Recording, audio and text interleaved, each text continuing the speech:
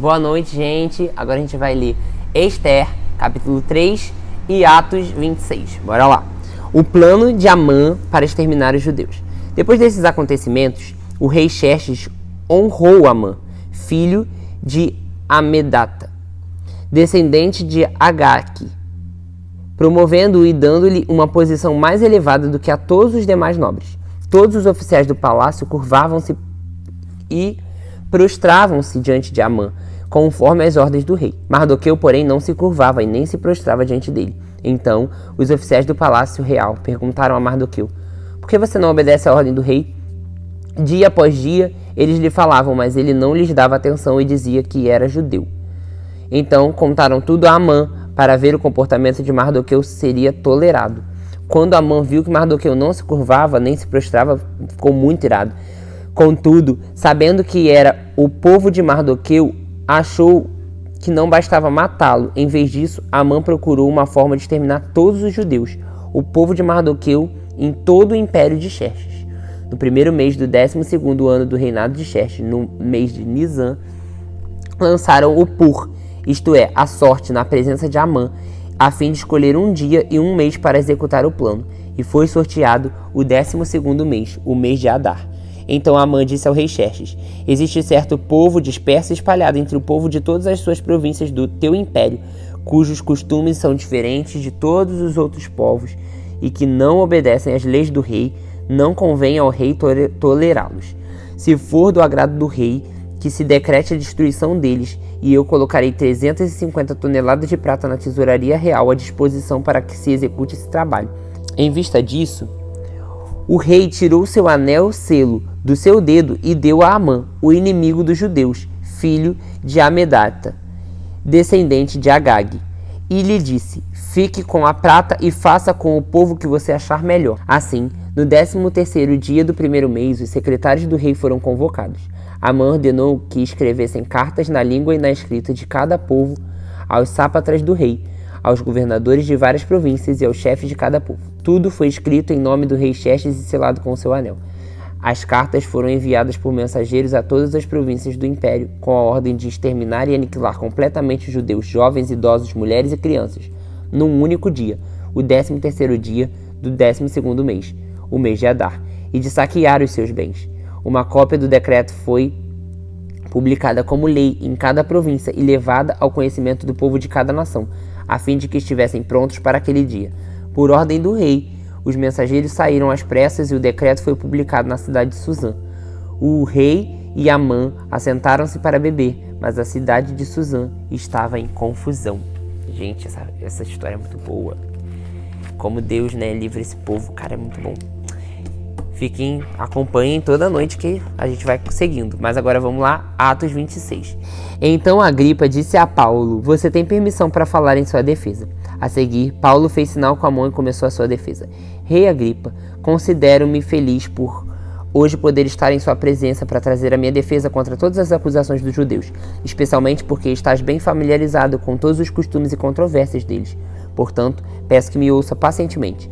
Todos os judeus sabem que, como tenho vivido desde pequeno, tanto na minha terra natal como em Jerusalém, eles me conhecem há muito tempo e podem testemunhar, se quiserem, que, como fariseu, vivi de acordo com a seita mais severa de nossa religião. Agora estou sendo julgado por causa da minha esperança no que Deus prometeu aos nossos antepassados. Essa é a promessa que as nossas tribos esperavam que se cumprisse. Continuando a Deus com fervor dia e noite, e por causa dessa esperança, ó rei, que eu estou sendo acusado pelos judeus, porque os senhores acham impossível que Deus ressuscite os mortos. Eu também estava convencido de que deveria fazer todo o impossível para me opor ao nome de Jesus o Nazareno, e foi exatamente isso que fiz em Jerusalém. Com a autorização dos chefes dos sacerdotes, lancei muitos santos na prisão, e quando eles eram condenados à morte, eu dava o meu voto contra eles. Muitas vezes ia de sinagoga para outra a fim de castigá-los e tentá-los forçar a blasfemar. Em minha fúria contra eles, cheguei a ir a uma cidade estrangeira para persegui-los. Numa dessas viagens, eu estava indo para Damasco, com autorização e permissão dos chefes dos sacerdotes. Por volta do meio-dia, ó rei, estando eu a caminho, vi uma luz do céu mais resplandecente que o sol, brilhando ao meu redor e ao redor dos que iam comigo. Todos caímos por terra. Então ouvi uma voz que me dizia em aramaico: Saulo, Saulo, por que você está me perseguindo? Resistir ao aguilhão só lhe trará dor. Então perguntei: quem és tu, Senhor? Respondeu o Senhor: sou Jesus, a quem você está perseguindo. Agora levante-se e fique em pé. Eu apareci para constituí-lo servo e testemunha do que você viu a meu respeito e do que lhe mostrarei. Eu o livrarei do teu próprio povo e dos gentios, os quais eu envio, para abrir-lhe os olhos e convertê-los das trevas para a luz e do poder de Satanás para Deus, a fim de que recebam perdão dos pecados e a herança entre os que são santificados pela fé em mim. Assim, rei Agripa, não fui desobediente à visão celestial. Preguei em primeiro lugar aos que estavam em Damasco, depois os que estavam em Jerusalém e em toda a Judéia e também aos gentios, dizendo que se arrependessem e voltassem para Deus, praticando obras que mostrassem o seu arrependimento.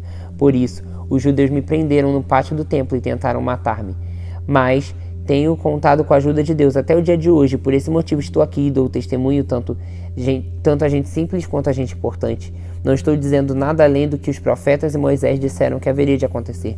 O Cristo haveria de sofrer e, sendo o primeiro a ressuscitar dentre os mortos, proclamaria a luz para o seu próprio povo e para os gentios.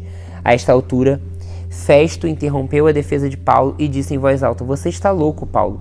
As muitas letras o estão levando à loucura. Respondeu Paulo: não estou louco, excelentíssimo Festo. O que estou dizendo é verdadeiro e de bom senso. O rei está familiarizado com essas coisas e lhe posso falar abertamente. Estou certo de que nada disso escapou do seu conhecimento, pois nada se passou num lugar qualquer.